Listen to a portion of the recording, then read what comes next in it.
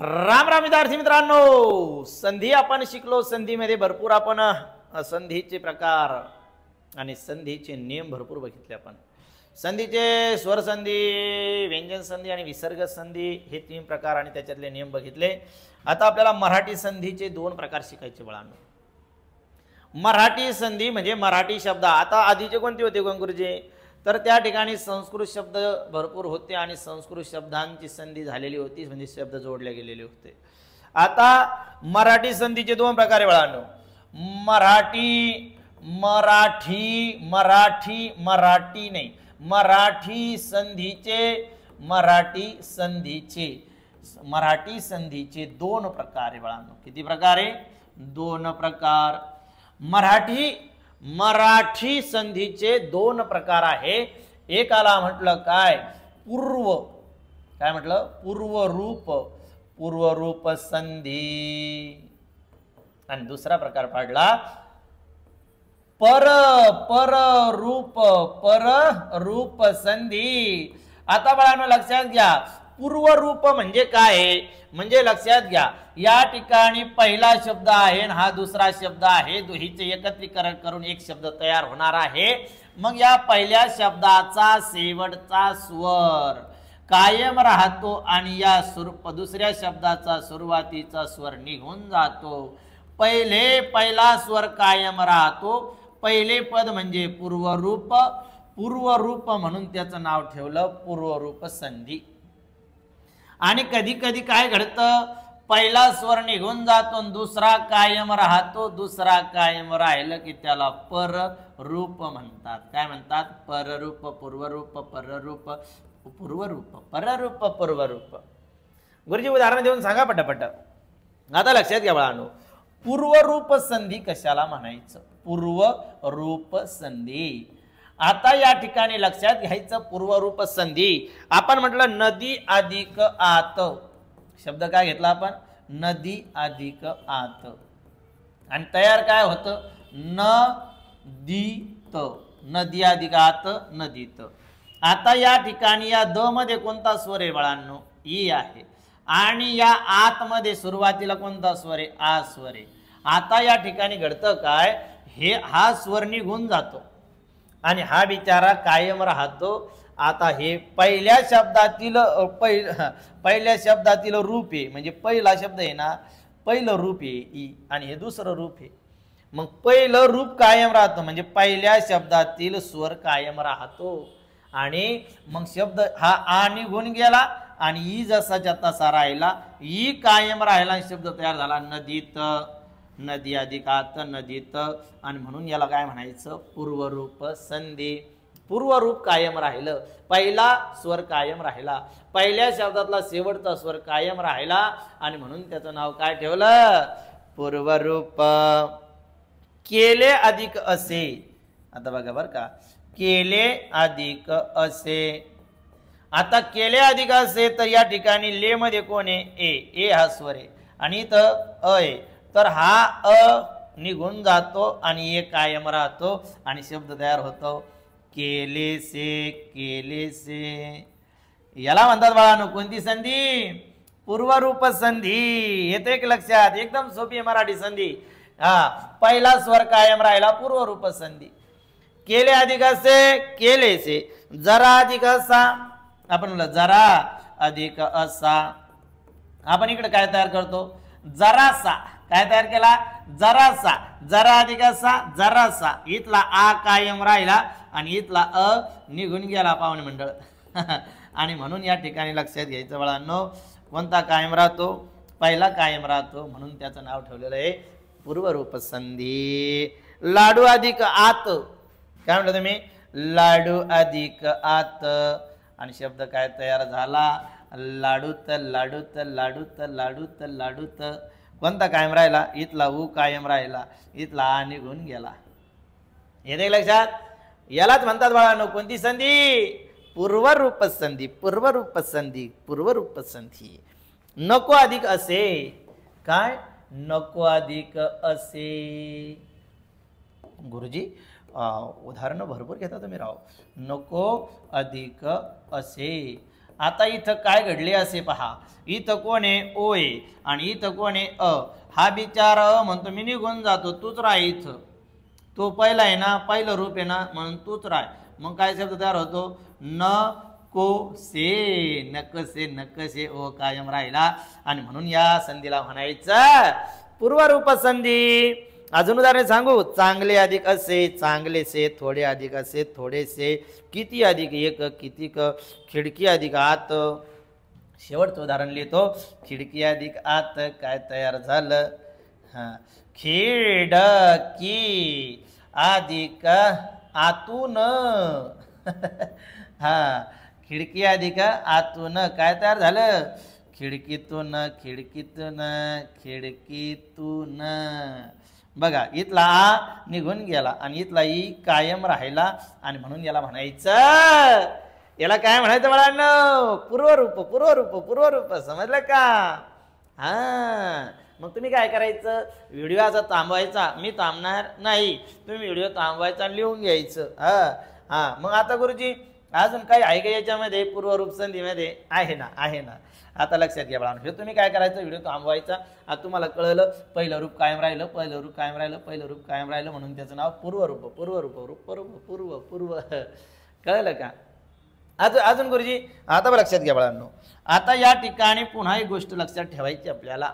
काही शब्द पूर्वरूप संधीमध्ये अनुसार, काय अनुसारण अनुरूप, काय सांगितलं, अनुसार आणि अनुरूप हे शब्द जोडताना पहिले शब्दाचे सामान्य रूप होते आणि मग पूर्वरूप संधी होते. बघा बरं का, अनुस्वार अनुसार अनुस्वार आणि अनुरूप हे लागताना पूर्वरूप संधी होते. पूर्वरूप संधी म्हणजे घडणार काय, आधी इथं सामान्य रूप होतं. काय होतं, सामान्य, पहिल्या पदाचं सामान्य रूप होऊन सामान्य रूप होते आणि पूर्वरूप संधी तयार होते. म्हणजे ज्या एखादा शब्द आहे, समजा आपण म्हटलं काय, गरज अधिक अनुसार, काय म्हटलं आपण, गरज गरज गरज गरज अधिक अनुसार. आता लक्षात घ्या काय घडणार आहे, आता या ठिकाणी दुसरा स्वर निघून जाणार आहे. इथं लक्षात घ्या बरं का, दुसरा स्वर निघून जाणार आहे, कोणता, अ नावाचा. पण या ठिकाणी आधी गरजचं होणार आहे, गरजे, म्हणजे हे जोडण्याआधी सामान्य रूप होणार आहे, गरजे. म्हणजे इथं काय झालं, ए आणि हे अनुसार, आणि मग काय तयार होईल, गरजेनुसार. गेला दुसरा, राहिला पहिला, पण पहिला कोणता राहिला, सामान्य रूप होऊन जो राहिला. म्हणजे अनुसार आणि अनुरूप शब्द जोडताना, अनुसार आणि अनुरूप शब्द जोडताना पूर्वरूप संधी होते, पण सामान्य रूप होऊन. आधीचा स्वर बदलतो. बघा इथं काय आहे, इथं अ आहे आणि त्याचं सामान्य रूप तयार होऊन काय झालं, ए, आणि मग काय तयार झाला, गरजेनुसार. चाल आहे, चाल अधिक अनुरूप, चालीनुरूप. त्यानंतर आपण म्हणलं चाल अधिक अनुरूप, चालीनुरूप. स्वभाव अधिक अनुस्वार, काय म्हणलं आपण, स्वभाव, स्वभाव अधिक अनुसार. मग इथं काय होणार आहे, व, इथं व मध्ये कोण आहे, अ, आणि इथं कोण आहे, अ. पण इथं काय होणार आहे, स्वभावा, इथं सामान्य रूप झाला आधी, आणि मग हा आ कायम राहतो आणि मग हा अ निघून जातो, आणि म्हणून याला पूर्वरूप संधी म्हणतात, स्वभावानुसार. आलं लक्षात? हे दोन शब्द लक्षात ठेवायचे, अनुरूप, अनुसार आणि अनुरूप हे शब्द जोडत असताना पूर्वरूप संधी तयार होते, कारण त्याच्या आधी काय होतं, त्याचं सामान्य रूप होतं. पद्धती अधिकानुसार, पद्धतीनुसार. आलं लक्षात? तर हे तुम्ही लिहून घ्यायचं, कोणते, अनुस्वार आणि अनुरूप हे पूर्वरूप संधीची उदाहरणे आहेत. पण हे लागताना, हे लागल्याच्या नंतर तो शब्द कोणत्या संधीचं उदाहरण समजून चालायचा, पूर्वरूप संधी. कोणती संधी, पूर्वरूप संधी. आले लक्षात बाळांनो? आणि मग तुम्ही व्हिडिओ थांबवायचा आणि हे लिहून घ्यायचं काय अनुसार अनुरूप हे शब्द जोडलेला शब्द पूर्वरूप संधीचं उदाहरण असतो कारण की ते जोडताना आधीच्या रूपाचं सामान्य रूप होतं असं धाड धाड धाड धाड पटकन लिहून घ्यायचं मी चालतो पुढे चला बाळांनो आता दुसरा प्रकार बघायचा आपल्याला त्याचं नाव आहे पररूप कोणतं रूप पररूप संधी आता गुरुजी पररूप संधी कशाला म्हणायचं आता पहिल्या शब्दामध्ये पूर्व रूपामध्ये पहिलं रूप कायम राहायचं दुसरं निघून जायचं आता काय होणार आहे पहिलं निघून जाणार आहे दुसरं कायम राहणार आहे एवढाच फरक आहे आणि मग दुसरं कायम राहिलं म्हणून त्याला काय म्हणायचं पररूप संधी आता आपण म्हणलं 4 अधिक ओळी काय म्हणलं आपण 4 अधिक ओळी आता 4 अधिक ओळी म्हटलं इथं इथं काय आहे अ आणि इथं कोण आहे ओ आता या ठिकाणी लक्षात घ्यायचं बाळांवर का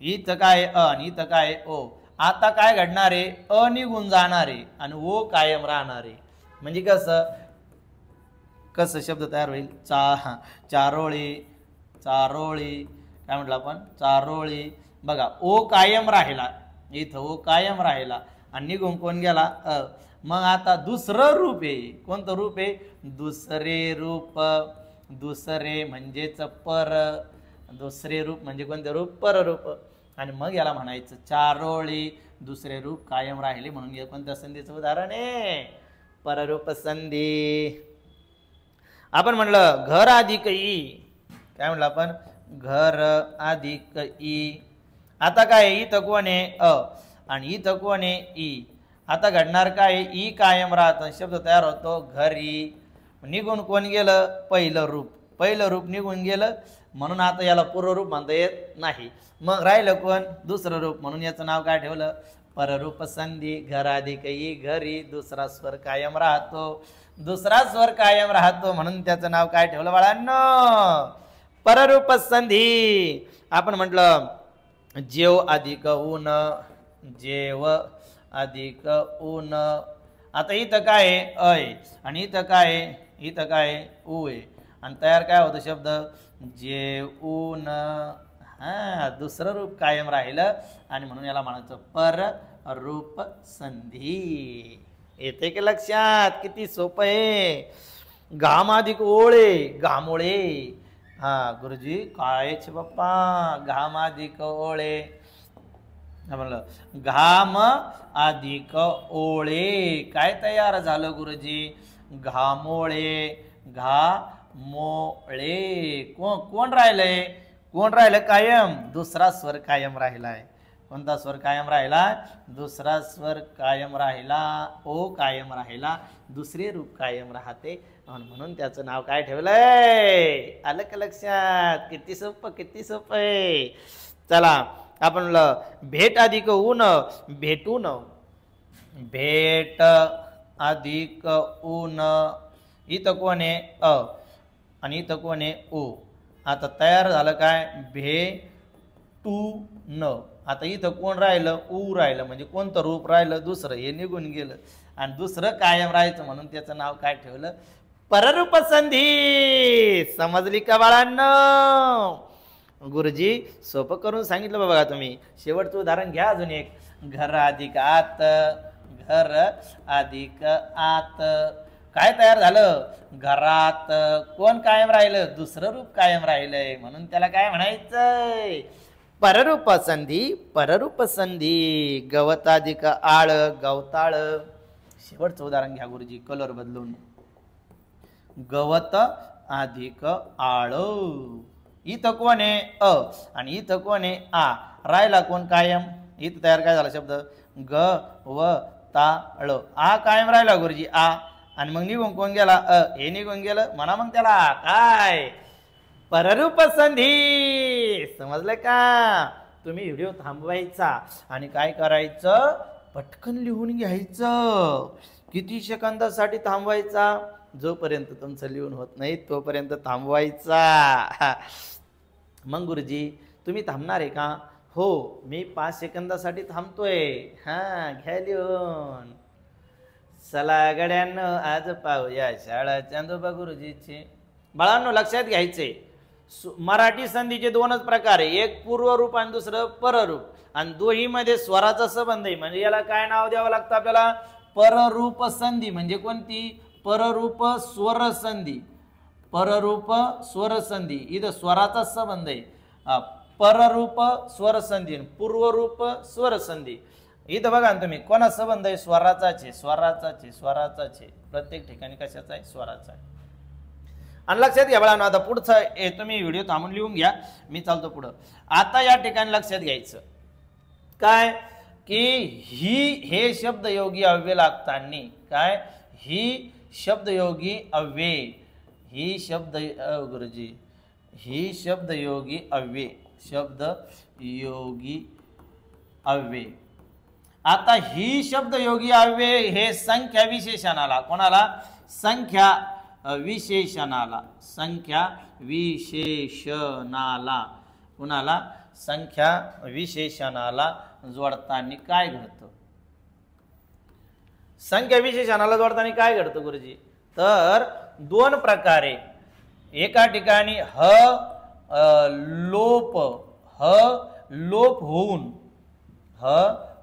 होऊन संधी होते, आणि चा लोप न होऊन दोन प्रकारे बरं का. एका ठिकाणी कोणाचा लोप होणार आहे? चा लोप होणार आहे, आणि एका ठिकाणी चा लोप होत नाही. म्हणजे कसं? आपण म्हटलं इथं संख्या घेतली 2 आणि त्याच्या पुढे आलं ही. आता तयार करायचं काय? लोप होऊन चा लोप करायचा. मग काय शब्द तयार होणार? दोन्ही. लोप झाला कोणाचा? चा. मग राहिलं कायम कोण? आता इथं लक्षात घ्या, 2 अधिक ही दोन्ही. इथं हे पररूप संधीचं उदाहरण बरं का. कोणतं? पररूप संधी, पररूप स्वर संधी, पररूप स्वर संधी. कसं गुरुजी? बघा, इथं कोण आहे? आणि इथं कोण आहे? ही. म्हणजे कोण आहे? ई. पण चा लोप झाला आणि ई कायम राहिलं, म्हणून हे पररूप. 2 अधिक ही चा लोप झाला आणि काय तयार झालं? दोन्ही. काही ठिकाणी चा लोप न होता, म्हणजे कसं? 2 म्हणजे 2 प्रकार चालतंय. 2 अधिक ही काय तयार झालं? दोन्ही. असाही लिहिला तर फक्त काय झाला? चा लोप झाला, आणि इथं चा लोप झालेला नाही. पण संधी कोणती आहे? पररूप स्वर संधी, पररूप स्वर संधी. कोणतंही घ्या. आता बघा तुम्ही 3 म्हणले, काय म्हणले तुम्ही? 3. आता बघा इथं म्हणले तुम्ही 3. आता 3 तर याचं काय होईल? चा लोप करून 3 अधिक ही काय तयार होईल? लोप करून काय होईल? तिन्ही. काय होईल? तिन्ही. आणि लोप न करता काय होईल? काय होईल? तिन्ही. आता या ठिकाणी वेलांटी बदलती का? लक्षात घ्या बरं का. 3 ही म्हटलं आपण. काय म्हटलं? तिन्ही, दोन्ही, चारी, पाचही. आता या ठिकाणी लक्षात घ्या बरं का. तिन्ही आणि इथं काय? तिन्ही. इथं लोप करू नये आणि इथं लोप न करताय. येते एक लक्षात. 4 घेतला आपण. काय घेतलं? 4. 4चं काय होईल? 4 अधिक ही. मग काय तयार होईल? एक तर चारी, पहिलं रूप काय? चारी, चा लोप झाला, आणि दुसरं चारही, कायम राहिलं. म्हणजे दोन्ही प्रकारे होतं, चा लोप करून आणि चा लोप न करता. पण संधी कोणती आहे? पर रूप स्वर संधी. समजले बाळांनो? चला मग आता लक्षात घ्यायचंय, संख्या विशेषणाला ही शब्दयोगी अव्यय लागतं आणि काही ठिकाणी चा लोप होतो, काही ठिकाणी चा लोप होत नाही. पण त्या ठिकाणी जो ही मधला ई कायम राहतो, ही मधला काय राहतो? ई कायम राहतो. म्हणून हे पररूप संधीचं उदाहरण असतं. चला, 5, पाची आणि पाची, हे ते लक्षात. चला, यालाच म्हणायचं मराठी संधीचे 2 प्रकार. एकाला म्हटलं पूर्वरूप संधी आणि एकाला म्हटलं पररूप संधी. येते लक्षात? तर काळजीपूर्वक लिहायचं, लिहून घ्यायचं, ऐकायचं 2-2, 3-3, 4-4 वेळा आणि संधी परफेक्ट करून घ्यायचं. या ठिकाणी आपलं संधी नावाचं प्रकरण पूर्ण संपलेलं आहे. जय हिंद, जय भारत, जय महाराष्ट्र.